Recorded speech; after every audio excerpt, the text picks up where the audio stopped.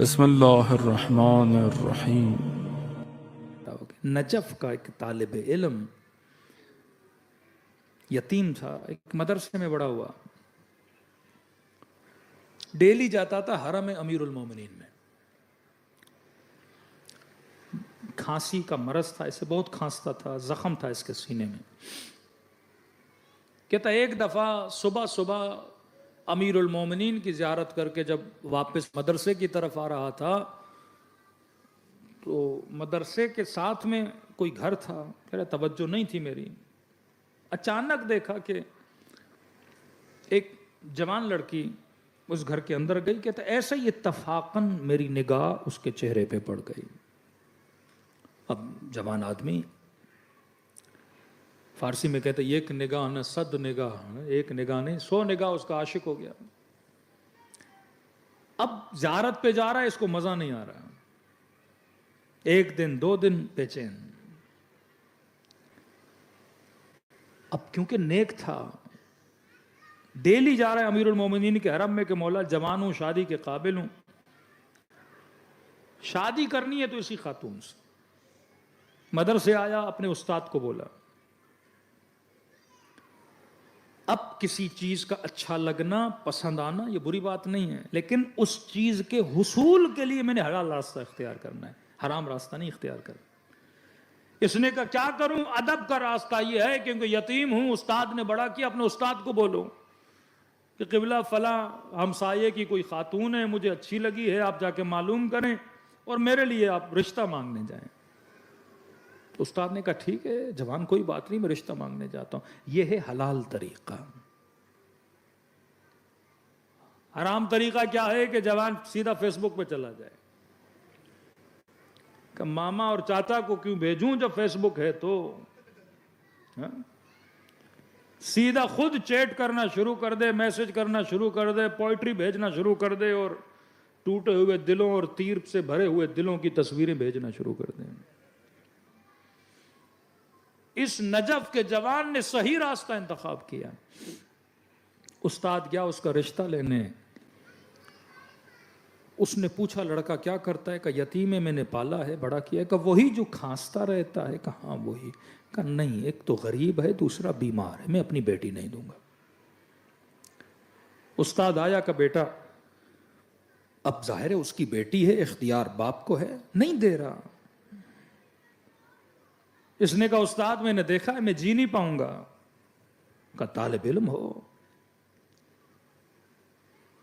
کہ کیوں نہیں دے رہا؟ کہ کہہ رہا ہے غریب ہو اور بیمار ہو۔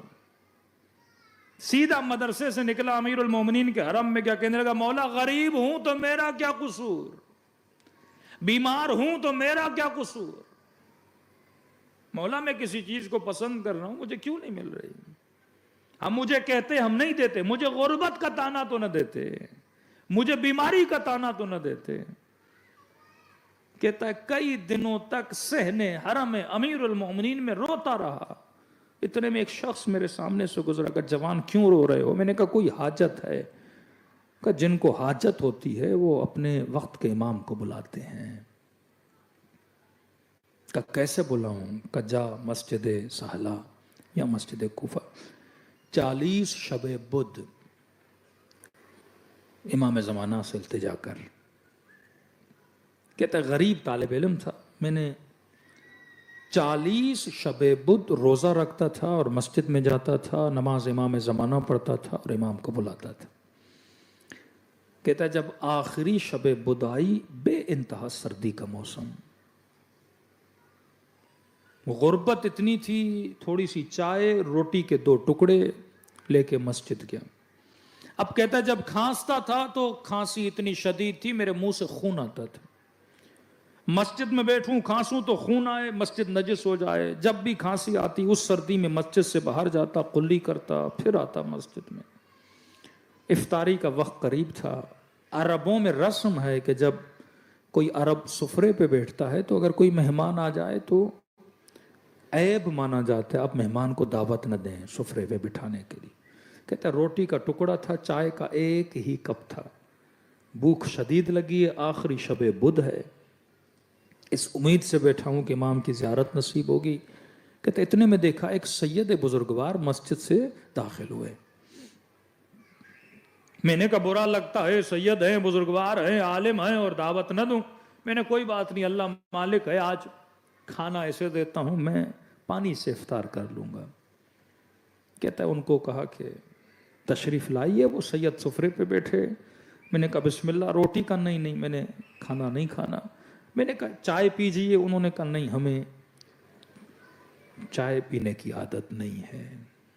یا اکثر ملتا ہے کہ ہم ان فضولیات سے دور ہیں، لیکن اگر تم اصرار کر رہے ہو تو تمہاری خاطر ہم تھوڑا سا پی لیتے ہیں. کہتا اس نے اتنا پیا کہ صرف ان کے ہونٹ اس چائے کے پانی کے ساتھ مس ہوئے اور کپ رکھا اور مجھے کہا کہ پی، تجھے روزہ ہے. کہتا میں نے پھر وہی چائے کا کپ جس سے ان کے ہونٹ مس ہوئے، میں نے تھوڑی گھونٹ لیا. کہا کہ جوان یہاں کیوں بیٹھے ہو؟ کہ اپنے مولا کے انتظار میں بیٹھا ہوں. کہ کیا چاہیے تجھے مولا سے؟ کہا کچھ حاجتیں ہیں. کہ بتا کون سی حاجتیں ہیں؟ کہا ایک تو غریب ہوں اور کسی نے مجھے غربت کا طعنہ دیا ہے. فرمایا امیری تمہارے لیے بہتر نہیں، مصلحت ہے کہ تو غریب رہے. امیر ہوگا تو اہل بیت سے دور ہو جائے گا. تیری دوسری خواہش تھی کہ تیری اس لڑکی سے شادی ہو جائے. کہ ہم دعا کرتے ہیں کہ تیری شادی ہو جائے. اور تیری تیسری خواہش تھی کہ تو بیمار ہے، تو کھانستا بہت ہے، اللہ نے تجھے شفا دے دی ہے. کہ یہ کہہ کر وہ اٹھ کے چلے گئے. چند دنوں کے بعد متوجہ ہوا کہ ان کو میری دو اور خواہشوں کا پتہ کیسے چلا. وہیں متوجہ ہوا کہیں یہ میرا امام زمانہ تو نہیں تھا.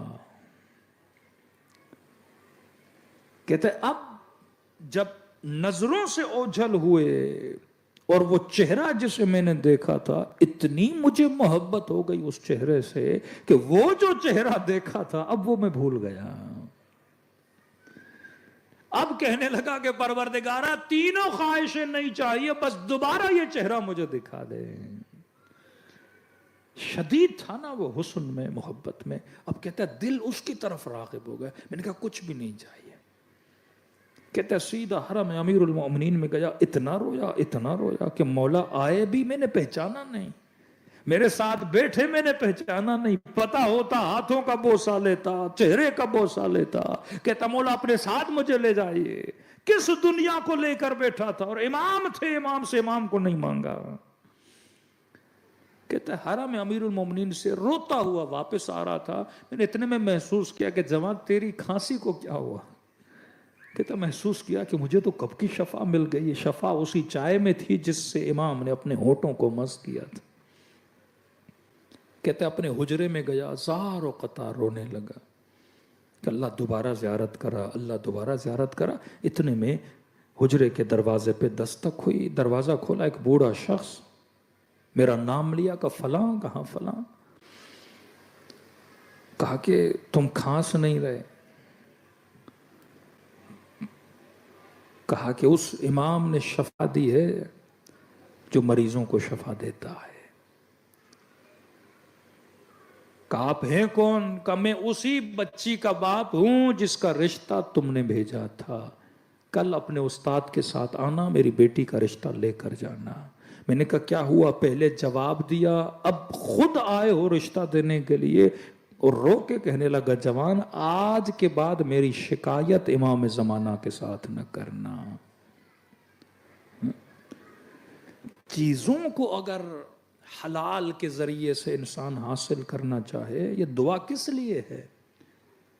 دروازے راز و نیاز کس لیے ہے؟ نماز حاجت کس لیے ہے؟ دعائے توسل کس لیے ہے؟ یہ اسی لیے ہے کہ انسان اگر کوئی حلال چیز مانگتا ہے تو خدا سے تمنا کرے. حرام کی کبھی دعا نہ مانگا کرو کہ خدا مجھے وہ نصیب فرما جو میرے حق میں بہتر ہو، مجھے وہ عطا فرما جو کبھی مجھے تجھ سے دور نہ کرے. کبھی ہم ایسی چیزوں میں مبتلا ہو جاتے ہیں کہ ہم سے خدا چھن جاتا ہے، اہل بیت چھن جاتے ہیں. ایسے تھے تاریخ میں جنہوں نے اپنا سب کچھ دیا صرف اس لیے کہ ہمیں حسین مل جائے.